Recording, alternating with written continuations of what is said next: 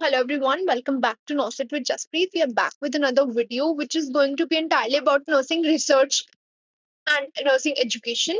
इसमें nursing management के भी कुछ टॉपिक्स के मल्टीपल चॉइस क्वेश्चंस हम डिस्कस करेंगे जो फ्रिक्वेंटली एग्जाम में पूछे जाते हैं. जब भी हम नर्सिंग एजुकेशन की बात करें, definitely we have to be very clear about Bloom's taxonomy. So what is basically Bloom's taxonomy? It is concerned with which topic? It is concerned with the educational objectives. ठीक है, who has developed Bloom's taxonomy? Benjamin Bloom. Which domain of Bloom's taxonomy is dealing with the mental skills? Mental skills से कौन सा deal कर रहा है? Cognitive domain. Basically, let me make it very clear that Benjamin Bloom gave a Bloom's taxonomy that was having three domains: a cognitive domain, a psychomotor domain, and a affective domain. जो mental skill से related है वो cognitive domain है, जो attitude से related है वो affective domain है, एंड जो मोटर स्किल से लाइक डील करता है वो है साइकोमोटर डोमेन. अब इसमें दो मल्टीपल चॉइस क्वेश्चंस है एंड दोनों ही पीवाईक्यूज तो है. क्या है? लोएस्ट लेवल कॉग्निटिव डोमेन का क्या होता है? रिमेंबर करना. ठीक है, एंड अगर इसका हाईएस्ट लेवल पूछेंगे तो वो क्रिएट करना होता है. ठीक है, lowest level remember, highest level create. And create वाला तो अभी 2026 के एमएससी नर्सिंग एग्जाम में आया है. ठीक है, नर्सिंग रिसर्च किससे डील करती है? It is dealing with the base that is remembering. ठीक है, explain the causes of hypertension. It is related to understanding.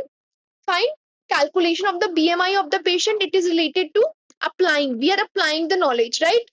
Judging the effectiveness of a health education program. अब जब हम effectiveness को analysis कर रहे हैं, that is the what? It is a evaluation. Designing a nursing care program. अब हम design कर रहे हैं तो हम create कर रहे हैं. ठीक है, listening attentively during a lecture is an example of receiving. When we are listening, we are receiving the data which is being shared by the teachers.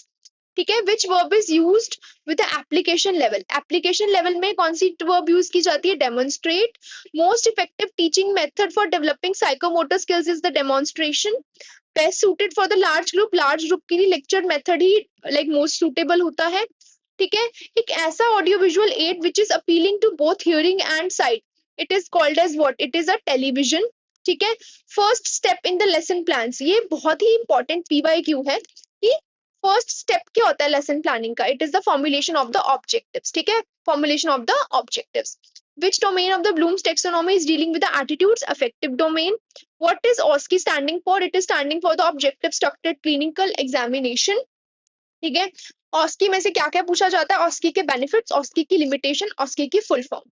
ठीक है, अब ऑब्जेक्टिव मेथड्स कौन से होते हैं? ऑब्जेक्टिव होते हैं जिसमें हम या तो आंसर गेस नो में, ट्रू फॉल्स में, मल्टीपल चॉइस क्वेश्चंस में दिया जाता है.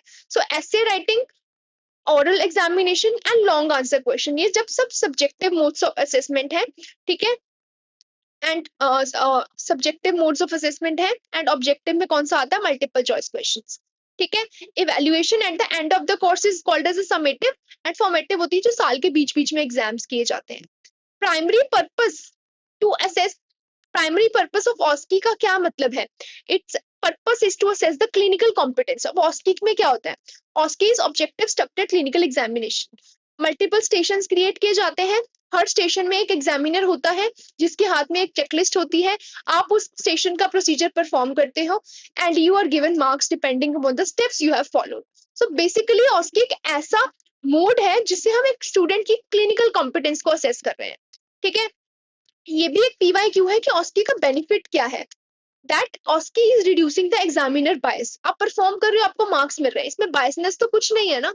ठीक है, what is the limitation of OSCE? That it is very expensive and time consuming, because her station पे मिनिमम आपको 1 मिनट तो देना पड़ेगा, एंड दैट इज वाई बहुत एक्सपेंसिव और टाइम कंज्यूमिंग अफेयर बन जाता है. सिमुलेशन का मतलब क्या होता है? Simulation in nursing education means imitation of the real life experiences. Simulate करना मतलब रियल लाइफ सिनेरियोस क्रिएट करके स्टूडेंट्स को पढ़ाना. ठीक है, अब simulation is done with the help of simulators. Simulators वो होते हैं जो मिमिक करते हैं रियल लाइफ सिचुएशन को.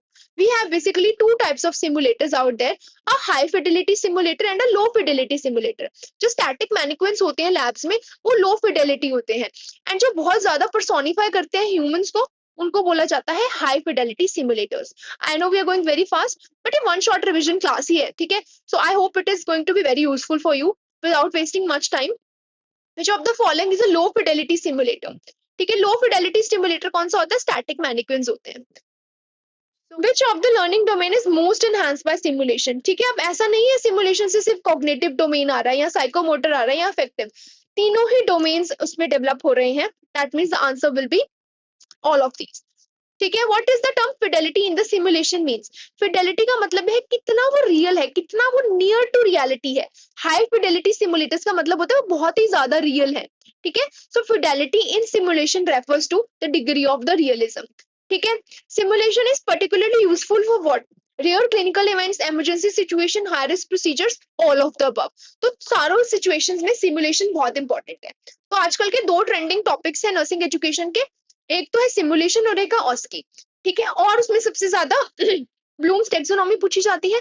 ब्लूम्स टेक्सोनॉमी का लोएस्ट लेवल हाईएस्ट लेवल पूछा जाता है कॉग्निटिव डोमेन में, एंड उसके तीनों डोमेन्स के नाम पूछे जा सकते हैं। किस स्केल में कौन सा डोमेन यूज हो रहा है ये भी पूछ सकते हैं। ये कुछ ट्रेंडिंग टॉपिक्स है नर्सिंग एजुकेशन के। आपकी रिक्वेस्ट पे वीडियो डाल दी गई है। Do watch this video, do share this video and do subscribe to our channel. Thanks for watching.